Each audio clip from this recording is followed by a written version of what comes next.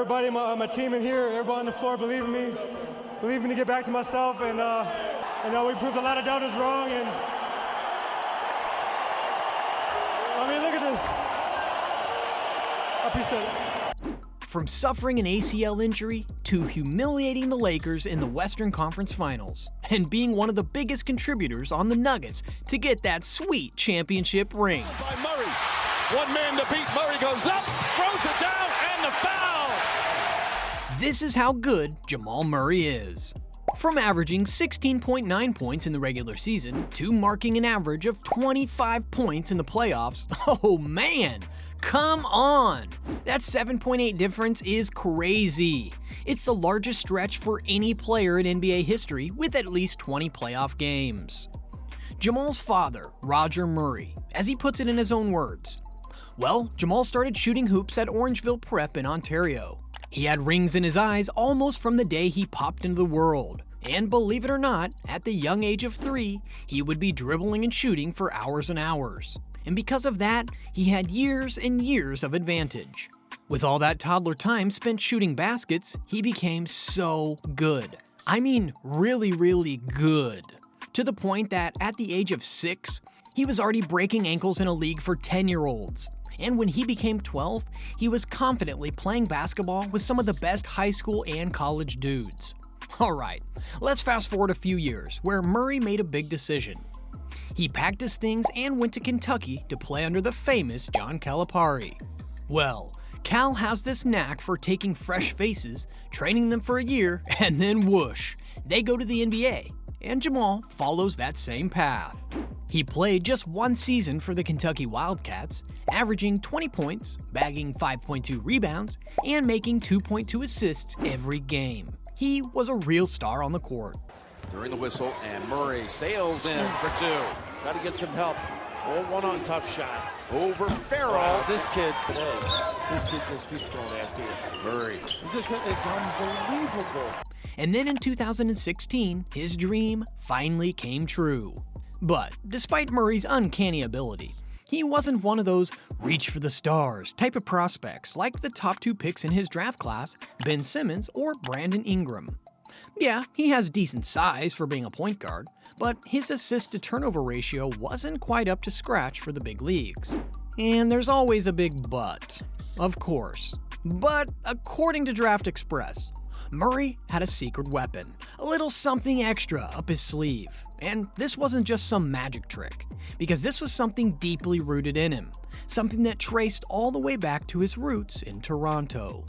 Murray's skill level and aggressiveness is what separates him from your average guard, and that starts with his capacity as one of the most prolific shooters and scorers in the college ranks.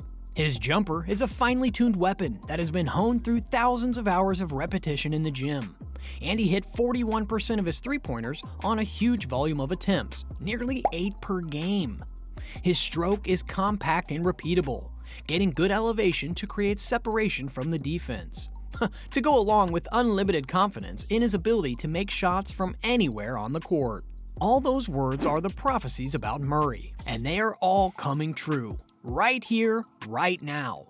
We are seeing it happen before our very own eyes. Murray, a three-pointer.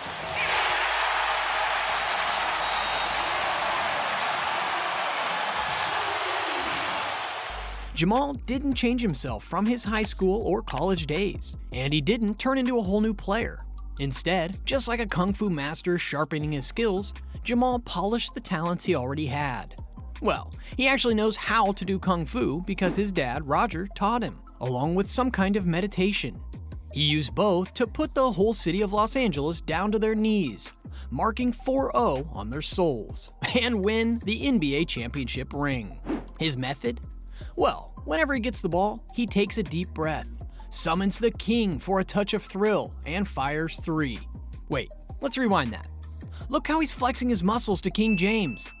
That's a Kung 4-0 for ya. In Game 1 of the Western Conference Finals against the Lakers, Murray made 31 points. But in Game 2, he went up to 37 points, making 23 of those in the fourth quarter alone. And stop thinking that it was just a stroke of luck, because this was the 4th time he scored 20-plus points in the fourth quarter. Murray again made 37 points in Game 3. And in Game 4, where they mercilessly cut the rope of hope for the Lake Show, he made 25 points. Now, Murray and the Nuggets are meditating while waiting for another Kung Fu basket in the NBA Finals. And yeah, if we, the NBA enthusiast, appreciated Murray, what do his teammates think? Well, here's what a proud Michael Porter Jr. said to him. Yeah, he's had a few games like that this year where he struggles in the first half and then just goes crazy in the second half. And I think that that just takes a maturity as a player. And let's compare it to what the Joker told him.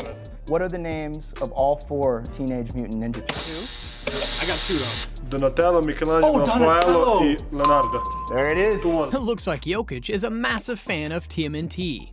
But Murray actually did the Ninja Turtles spin on the Western Conference Finals in 2020. Just take a look at how he managed to make that shot. He's like the living legend MJ, but the next one, Kawhi Leonard, is probably dead. Dead inside. If we are going to measure that distance, it's probably long, as, stay away from me, you have COVID.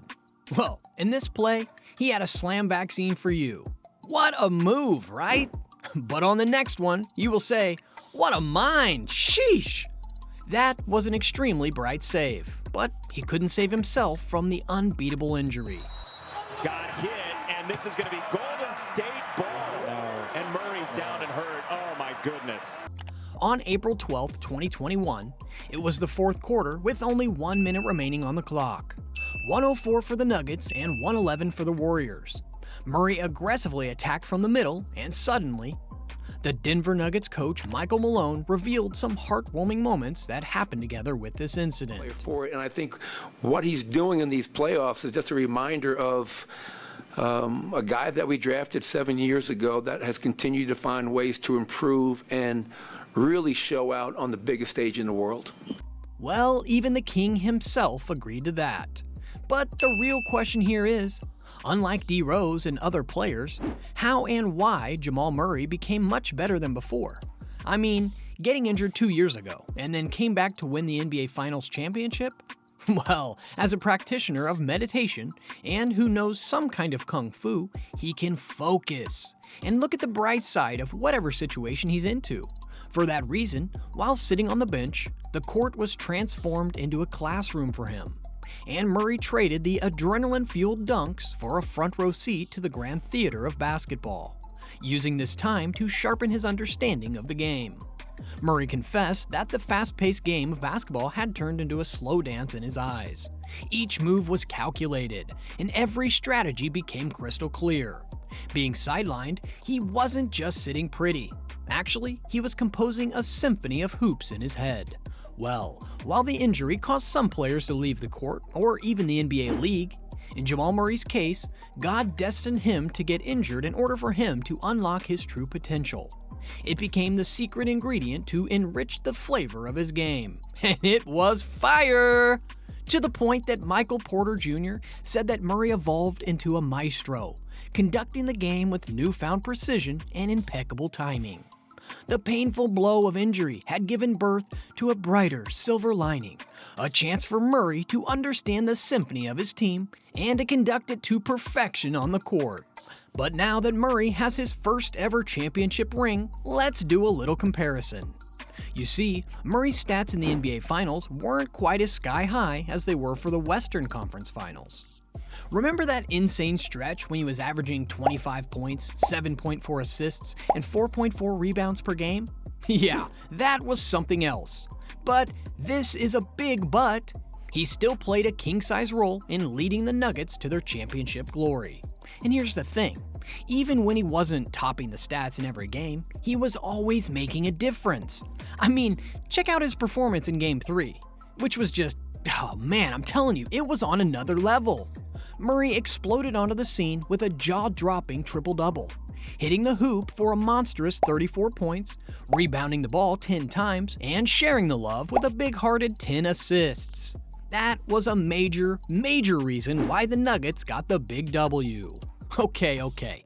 Game 1 of the NBA 2023 Finals was also something else, wasn't it? Murray stepped onto the court and lit it up with a solid 26 points and orchestrated the game with 10 masterful assists. In Game 2, he added 18 points, 4 rebounds, and another 10 assists to his record, and again, makes it a clean steal. Do you see what I'm talking about? Consistency, baby! Moving on to Game 4 and 5, he keeps his foot on the pedal with 14 points, 8 rebounds, 8 assists, and 1 steal each. Oh, hold on right there. I know what you're thinking. After clinching that much-coveted championship, it's all about the 1, 2, 3 Cancun. Time to kick back, soak up the sun, and enjoy that sweet taste of victory, right? But not so fast. You see, Jokic and Murray are not your usual NBA champions. They've got a different kind of post-championship celebration in mind. And guess what they're doing? Swimming in a pool. Sure, sounds pretty normal, right? But riding in a tank? What the? Yeah, you heard me right, a freaking tank! They're making waves in the pool, and then they're rolling around in a military-grade tank.